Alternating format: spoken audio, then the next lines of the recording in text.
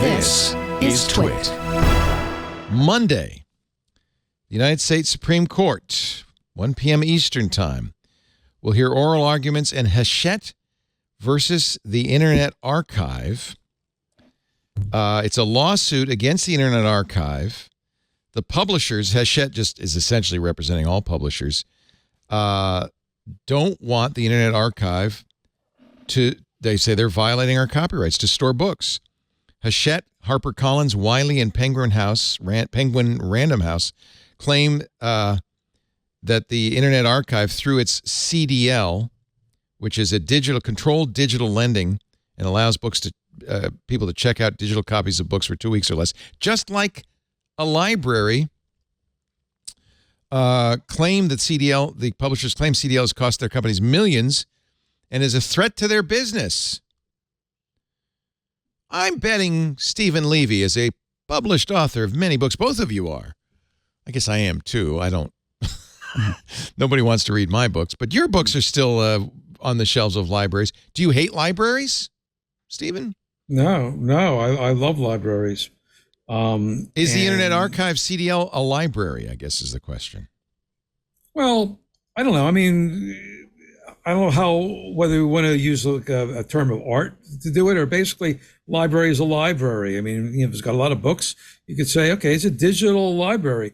I think what happened here is the question is, if you're an author, you're happy when a library buys your book and lends it out. You will not be happy if a library buys one digital copy of your book and then lets an unlimited amount of people get hold of it, and basically just offers the ebook free to an unlimited amount of people. The way the Internet Library worked, and it's run by this guy named Brewster Kahle, who's a fantastic person. But during the pandemic, he thought, well, this is an emergency.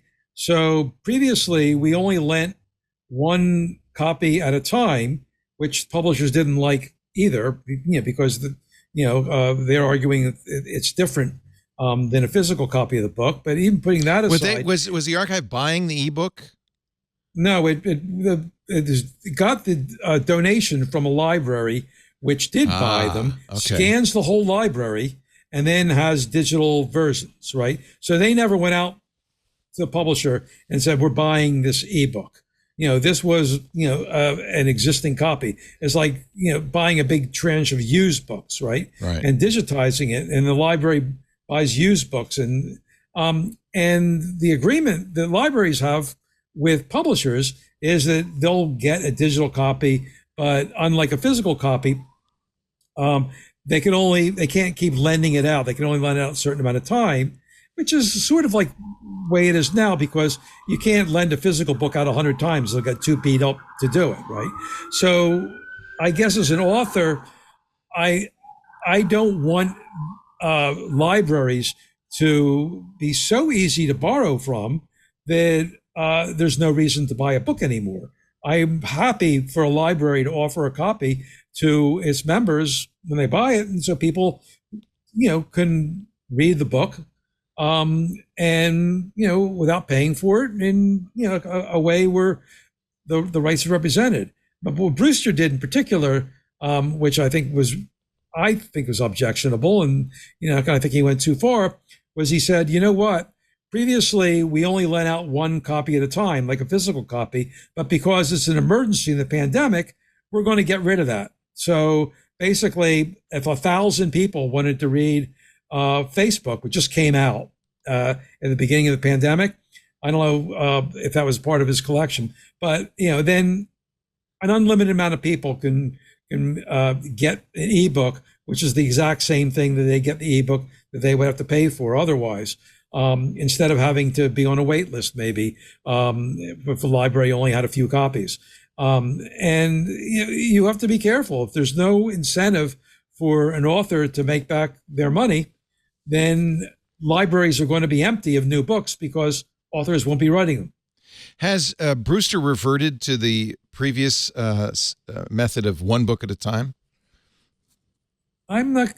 I think he has. Yeah. I'm not 100% sure of that. When I go to the archive.org site on controlled digital lending, it says controlled digital lending is the CDL, is the library practice whereby a library owns a book, digitizes it, and loans either the physical book or the digital copy to one user at a time. So I guess, I agree with you. If the only issue is this okay? Yes. But to do more than one copy at a time, no. Even though I think Brewster did it with every intent of being, humanitarian. I wouldn't have so much trouble if the Supreme Court ruled in favor of Hachette.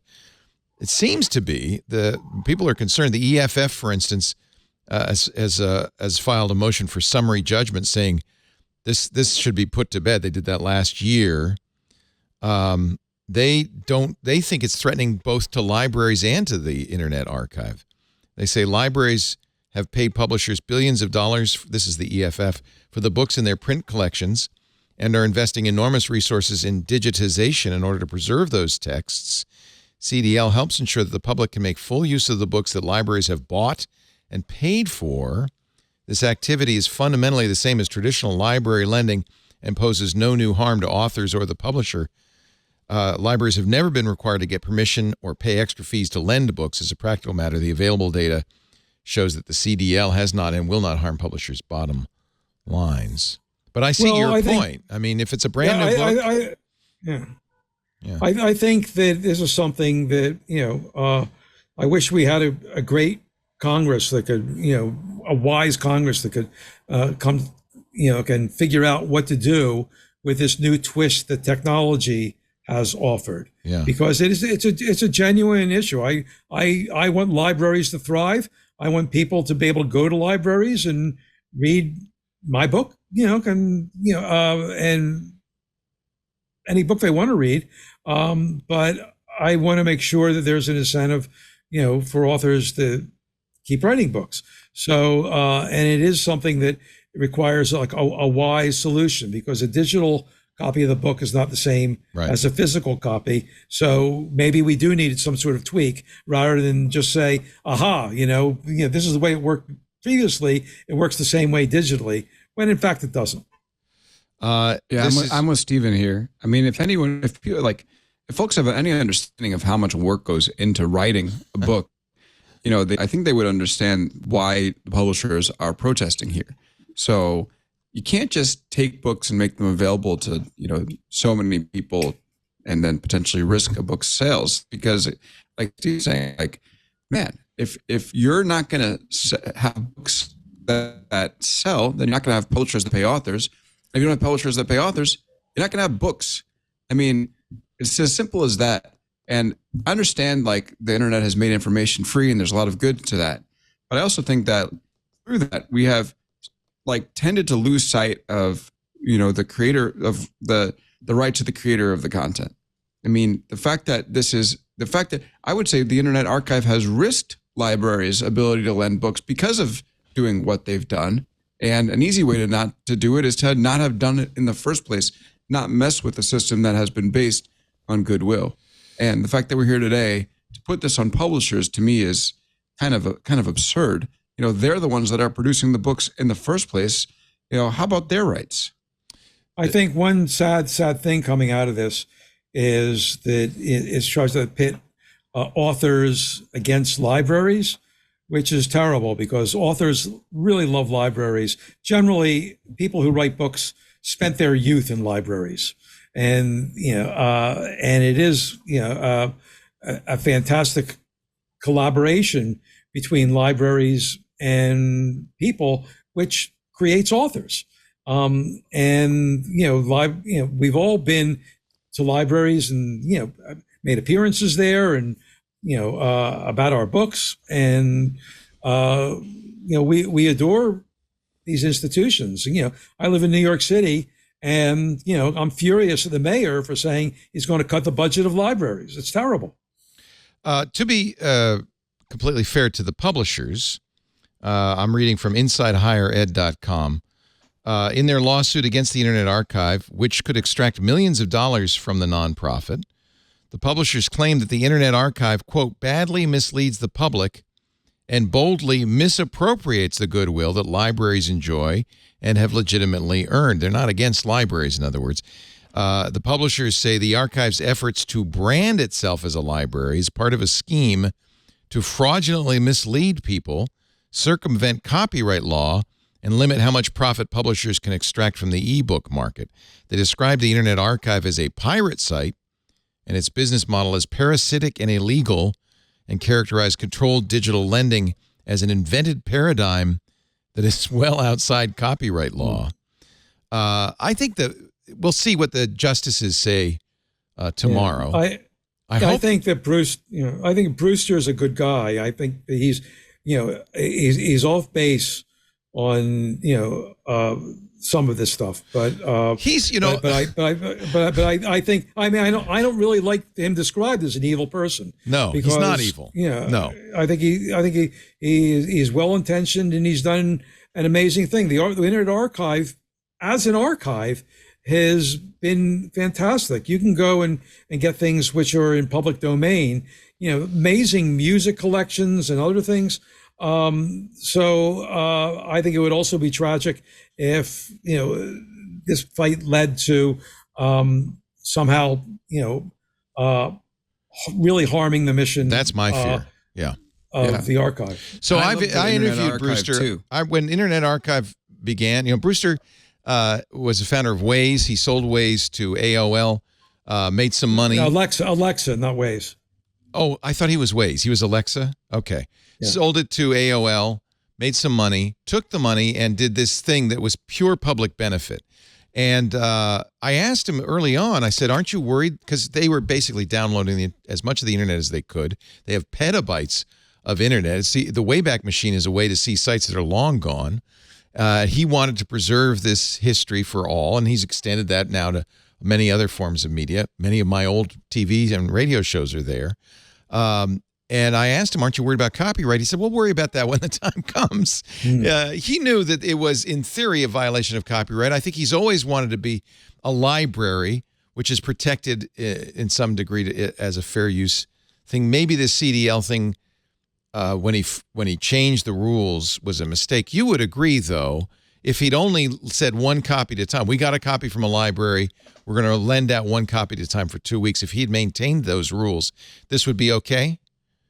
I think there's still issues about, because libraries have to agree to terms when they license books. They don't buy ebooks, they license them.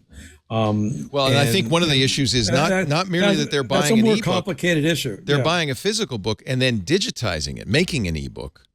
That's the Internet Archives thing. And, can it be fair to Brewster, if an author wants to opt out, you can do that. You can say, keep me out of this. But, most authors don't know about that. Yeah. Yeah. And, so you're in by default. I'm sure Brewster's a good guy. And look, the road to hell is paved with good intentions. I know it's cliche, but it does certainly apply here. And the fact that you have so many books being able to lend out, emergency or not, like we can all agree whether it's okay or not that one book is lent out as a debate, but the fact that so many were being lent out, without agreements, like that's why we're here today. That's why this is a discussion. I'm going to have to get Brewster and some people from the Internet Archive on to talk about this. Meanwhile, tomorrow, you can listen to the oral arguments, and if you go to archive.org and look at their blog.archive.org, you'll see that during the proceedings, they're going to host a live blog hosted by Library Futures with library and copyright experts Michelle Wu, Kyle Courtney, and Dave Hansen, and then they'll have a live discussion with those three afterwards. So if you are interested in this, it would probably be worthwhile listening to these. It's fascinating. We've been paying attention to the Supreme Court this year because they have a lot of cases in front of them that will impact the internet and technology dramatically, including Gonzalez versus Google. This is another one. So worth listening to. And I don't know where I come down on this. I really don't. The Internet Archive deserves maybe a little extra protection, even if they did something bad, because I think it's so important, and I don't think anybody else is doing what Brewster is doing, and I think that a lot of our history is lost or would be lost if the Internet Archive didn't exist. So, well, if it's collateral damage here, like no matter the foul, if it's collateral damage here, that would be a real tragedy. And I know I use it in my work all the time. I'm sure Steve uses it all the time as well. Regular internet users love going back and seeing how websites have changed and websites that aren't there anymore, looking at broken links. This is definitely, like, by no stretch of the imagination, this is a very important website, a very important service. And again, it sort of then makes you wonder why it would risk so much to do something that was so unnecessary. Well, that's Brewster in a nutshell. I don't think it would exist if Brewster didn't have a taste for risk, or at least a willingness to accept risk. Here is the American Libraries collection, which has 3.6 million volumes in it. I don't know if this is part of the dispute, but any book in the public domain, there's no issue, right? At all. We have a big problem with what are known as orphan works, which are works that are still in copyright, but because our copyright is so long, too long, a lot of people think, it's under copyright, but the author is unreachable or dead. The book's no longer in print, and people have been asking Congress for years to come up with some sort of scheme where those books could become available, and that hasn't happened. Yeah. Did you request that they not carry your books, Stephen? Well, Brewster said to me, Stephen, if you want to, opt out, and I said, yeah, I'll opt out. Yeah, because I noticed they don't have any of yours. Yeah. So I didn't even know an opt-out was a possibility. Well, that's the problem, right? Show. Yeah, that's the problem. And there have been, I think Larry Lessig proposed a solution to the orphan works, which is just say, you want to renew the copyright? Give me $1. And, most orphan works would then be, released into the public domain as a result, because most authors aren't around to give them $1. Yeah, originally copyright required a renewal, but the big forces and that argued for the Mickey Mouse Protection Act, whatever it was called, got rid of that. And it's as an author, I feel a book that I write should not be any kind of annuity for grandchildren. Right. Right. But you want to get it is a lot of work. I will vouch for that. That's why I stopped writing them. This is Stephen King's, this is The Shining. It is a copy scanned from the Denver Public Library. It even says no longer property of the Denver Public Library, and it's clearly a scanned paperback. I would submit this is a crappy experience. So I have to use my account to get the rest of this. But honestly, it'd be worth it to me to pay $5 to buy The Shining and then to read this on a screen in a scanned form. So I doubt that Stephen King lost much money based on this. But what is important is it's saved for scholars and historians for years and years and years, generations, right? Because it is scanned, it is saved. So when there are no paper books extant, it will survive. At least that's the theory. I don't know. I have mixed feelings about this. I'll be very interested to see. I suspect this is going to be a interesting argument for tomorrow in front of the Supreme Court. This episode of Tech Break is brought to you by ACI Learning. While organizations continue to seek out cybersecurity talent, the cyber skills gap grows bigger every day. The average salary for cybersecurity specialists in the United States is $116,000. Through IT Pro's binge-worthy programs, ACI Learning can help elevate anyone choosing to start their IT career. Visit go.acilearning.com/twit to get started today.